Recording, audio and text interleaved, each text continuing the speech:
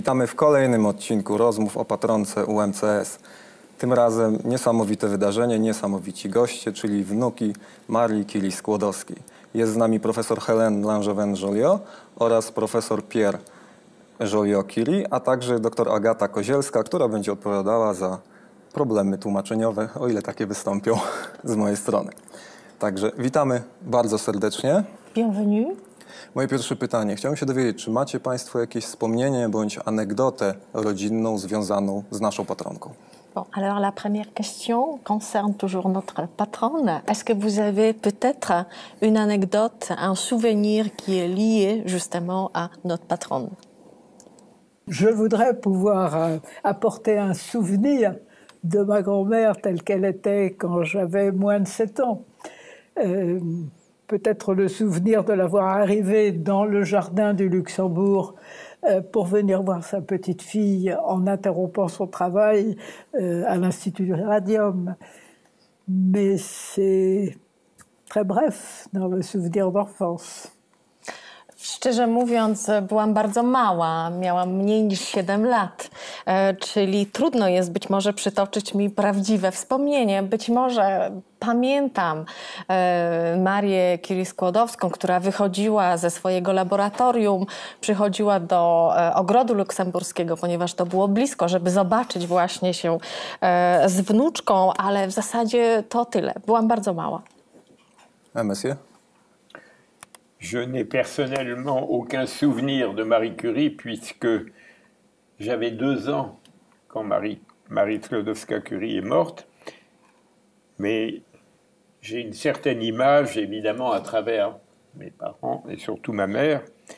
Et je n'ai pas d'anecdote particulière, sauf du lien affectif très profond, aussi bien sur le plan affectif que sur le plan professionnel, qui existait entre Marie et ma mère. Ja również nie mogę tutaj powiedzieć o jakimś wspomnieniu, ponieważ no cóż, miałem 2 lata, kiedy Maria, moja babka, zmarła. Natomiast mam oczywiście jej obraz, który przekazali mi moi rodzice, głównie właśnie moja mama, i oczywiście spowodowało to wytworzenie jednak jakiejś więzi emocjonalnej, również powiedzmy jakiegoś związku z jej życiem zawodowym. Powiązaliście Państwo swoje życie ze światem nauki. Czy pamiętacie punkt przełomu, kiedy stwierdziliście, że chcecie zostać naukowcami? Alors, vous avez lié votre vie professionnelle avec la science. Est-ce que vous vous souvenez d'un moment précis, un tournant peut-être dans votre vie, le moment où vous avez pris la décision? Je n'ai pas le sentiment d'avoir pris la décision à une date que je pourrais fixer. Je peux me souvenir d'avoir senti la recherche autour de moi, la recherche scientifique, une activité que mes parents partageaient. Ils semblaient heureux avec leur travail. Un peu plus tard, il m'est même arrivé d'accompagner mon père pour pouvoir faire une mesure. Mais bon. Nie mogę powiedzieć, żebym kiedykolwiek przypominała sobie o podjęciu jakiegoś takiego momentu, w którym podjęłam rzeczywiście decyzję tak naprawdę. Po prostu żyłam w takim środowisku, widziałam tak naprawdę wokół mnie naukę, widziałam naukowców i widziałam po prostu ludzi szczęśliwych dzięki swojej pasji. Było to dla mnie naturalne. Być może też pamiętam, jak zaczynałam z moim tatą chodzić do laboratorium, przyglądać się właśnie tym wszystkim narzędziom. Pamiętam to, ale daty takiego momentu decyzyjnego nie. J'ai le sentiment que lorsque j'étais jeune, je suis né au milieu de la science, j'étais environné par des scientifiques, pas seulement mes parents, mais beaucoup de nos amis étaient scientifiques. Et je me suis dirigé vers la science presque naturellement, je dirais presque par facilité, car c'était ce qui me paraissait le plus évident. Ce n'est que plus tard que j'ai pu découvrir à quel point la science était un métier magnifique. Ja również tak naprawdę nie miałem poczucia takiego podjęcia konkretnej decyzji, ponieważ urodziłem się i żyłem tak naprawdę w środku nauki, wśród naukowców, ponieważ nie tylko moi rodzice, ale również wielu przyjaciół zajmowało się tą dziedziną. Było to dla mnie dosyć naturalne, szczerze mówiąc. Powiedziałbym nawet, że była to dla mnie pewnego rodzaju łatwość pójść właśnie tą samą drogą.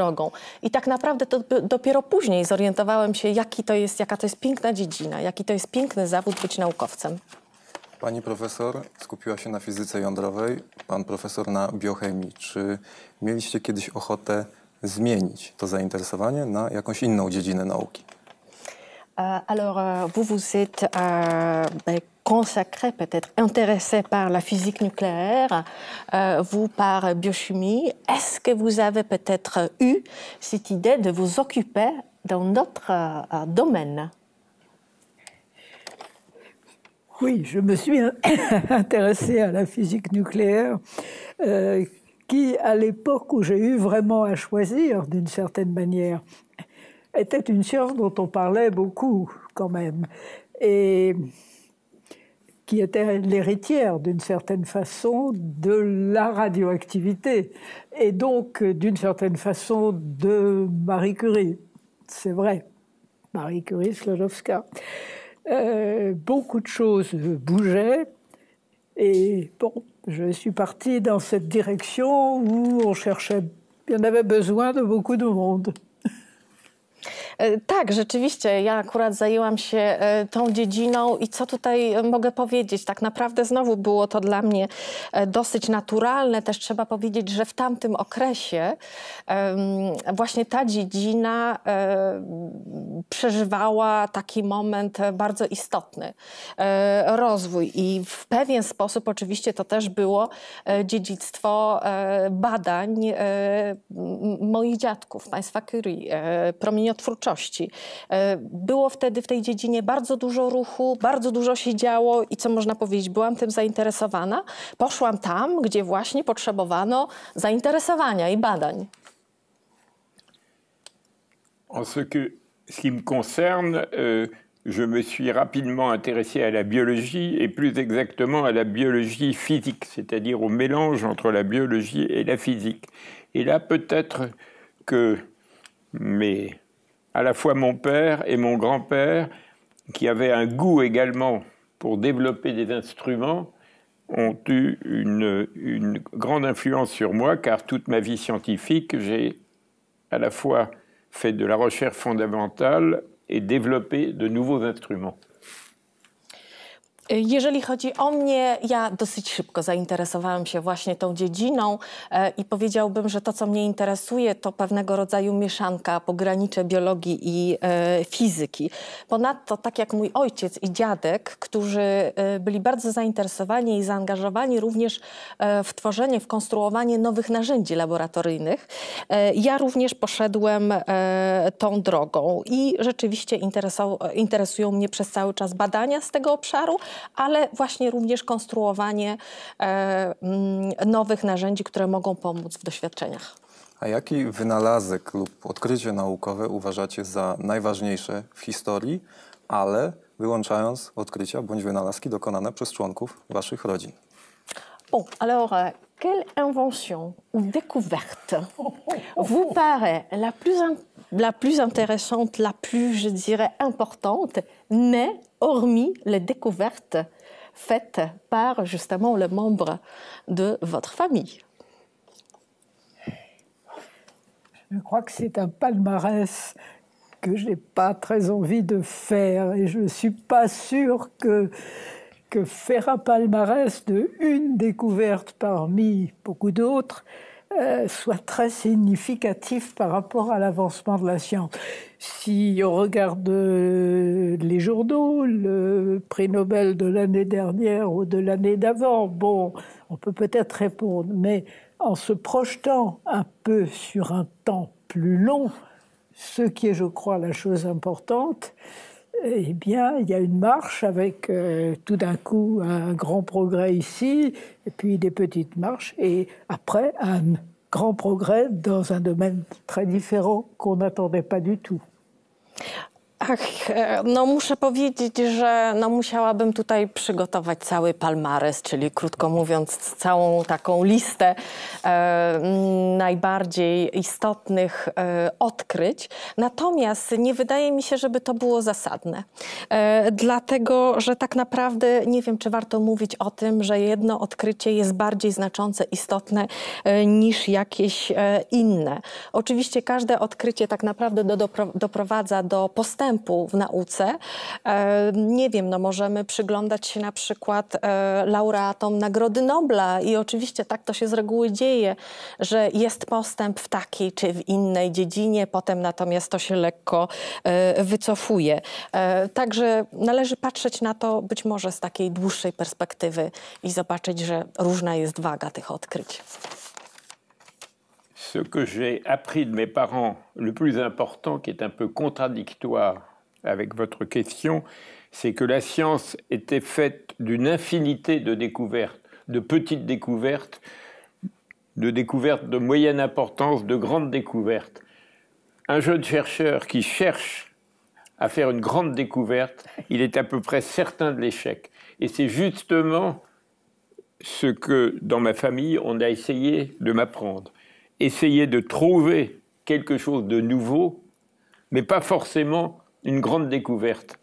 Et je pense avoir fait beaucoup de petites découvertes dans ma vie, et c'est ça qui m'a rendu heureux. Szczerze mówiąc, to, co przekazali mi rodzice, pozostaje w pewnej sprzeczności z pańskim pytaniem. Dlatego, że rodzice przekazali nam, że nauka to tak naprawdę nieskończoność odkryć. Nieskończoność małych i średnich odkryć. Powiedziałbym, że jeżeli młody badacz, młody naukowiec nastawia się na to, że dokona jakiegoś wielkiego odkrycia, jest bardzo prawdopodobne, że poniesie porażkę. Ja osobiście starałem się zawsze odkryć coś nowego. Być może niewielkiego, ale coś nowego. I z moimi mniejszymi, być może średnimi odkryciami byłem szczęśliwy. Państwa wizyta stanowi wspaniałe zwieńczenie obchodów 150. rocznicy urodzin naszej patronki i przez cały rok starałem się uzyskać odpowiedzi od ludzi na takie pytanie. Gdybyście mogli, o co zapytalibyście Marię Curie-Skłodowską? Votre visite est la clôture, justement, de tous ces événements consacrés à la mémoire de Marie Curie-Skłodowska. Monsieur a organisé justement des rencontres avec des différentes personnes qui ont parlé de notre patronne. Tout au long de l'année, il a posé des questions. Il a essayé d'avoir une question, la réponse sur la question quelle question voilà, il pourrait poser à Marie Curie-Skłodowska. Aujourd'hui, Si c'était possible, aujourd'hui, voilà. quelle question? Peut-être, mais c'est très difficile d'y répondre. La question, quel conseil aurait-elle à donner? Non pas pour faire la science de son temps aujourd'hui, parce que ça n'est pas possible, mais comment faire? Est-ce qu'elle aurait une idée de la manière d'approcher la science d'aujourd'hui pour garder cette spontanéité, cette idée de recherche de connaissances sans a priori, sans poids de programmation très illusoire souvent? Aurait-elle une idée? Son expérience lui rendrait probablement la réponse difficile. Mais c'est une question qu'on a envie de poser. Pytanie, no cóż, jakie mogłabym zadać pytanie? To trudne, ale wydaje mi się, że poprosiłabym o radę. Radę dotyczącą właśnie nauki. Oczywiście zdaję sobie sprawę z tego, że nauka w jej czasach i w tych czasach bardzo się zmieniła, ale chciałabym zapytać o to, czy miałaby być może radę dotyczącą sposobu na zachowanie, na przekazanie tego, co było żywe w jej pracy, czyli tych ideałów, prowadzenia badań bez właśnie a priori, tej ciekawości, tej prawdziwej, żywej ciekawości, tej pewnego rodzaju spontaniczności. Myślę, że tak. Być może z jej doświadczeniem to by było trudne, ale z drugiej strony, jeżeli ktoś miałby udzielić takiej odpowiedzi, to może właśnie ona. Moi, je répondrais encore un peu en contradiction avec votre question. Si Marie Curie était ici, ce dont je suis certain, c'est qu'elle aurait envie d'utiliser les nouveaux outils techniques qui sont à notre disposition pour faire une nouvelle expérience. Elle n'aurait certainement pas envie de poser une question. Elle commencerait par poser une question à la nature en faisant une expérience. Et ensuite, elle aurait probablement trouvé quelque chose et une question et une réponse à la question. Mais je pense que ce que Marie Curie a fait toute sa vie et ce qu'elle aurait eu envie de faire, c'est d'utiliser les nouveaux outils qui sont maintenant à notre disposition. Po raz kolejny odpowiem tutaj, pozostając nieco w sprzeczności z pytaniem, ponieważ wydaje mi się, że gdyby Maria Skłodowska-Curie była w tej chwili z nami, prawdopodobnie nie zaczęłaby od pytań. Zaczęłaby po prostu od posługiwania się, od używania tych przyrządów, narzędzi nowych, którymi dysponujemy. Prawdopodobnie podjęłaby już nowy eksperyment, nowe doświadczenie i to właśnie z tego pewnie zrodziłoby się jakieś pytanie. Być może potem również jakaś odpowiedź. Ale właśnie, tak, myślę, że to by było najważniejsze, czyli używanie tych możliwości, które przychodzą z czasem, z postępem. Bardzo to lubiła. Piękne odpowiedzi, których jeszcze nie słyszałem. De très belles réponses que je n'ai pas encore entendues. A w imieniu swoim, naszej ekipy i myślę, że całego Uniwersytetu dziękujemy Państwu za przybycie i Merci uświetnienie beaucoup. całego tego wydarzenia. Ja ze swojej strony powiem, że jestem zaszczycony i było mi bardzo miło Państwa gościć przez te kilkanaście minut tutaj u nas w sali inkubatora medialno-artystycznego. Merci bien en mon propre nom, notre communauté et de mon part, je peux dire de ma part, je peux dire que j'étais honorée vraiment de pouvoir justement parler avec vous pendant ces quelques minutes. Merci. Bien, merci, Merci beaucoup de nous avoir accueillis ici, dans cette belle ville. Oui, je crois on gardera de Lublin et des visites et des contacts ici un magnifique souvenir. To my dziękujemy bardzo, dziękujemy za przyjęcie nas i dziękujemy za przyjęcie nas również w tym pięknym mieście. Myślę, że zachowamy bardzo dobre wspomnienia, ale również kontakty. Tego życzymy. C'est ça que nous vous souhaitons. Merci. To tyle, drodzy widzowie, ale w grudniu mamy jeszcze dla Was drobną niespodziankę. Do zobaczenia za miesiąc.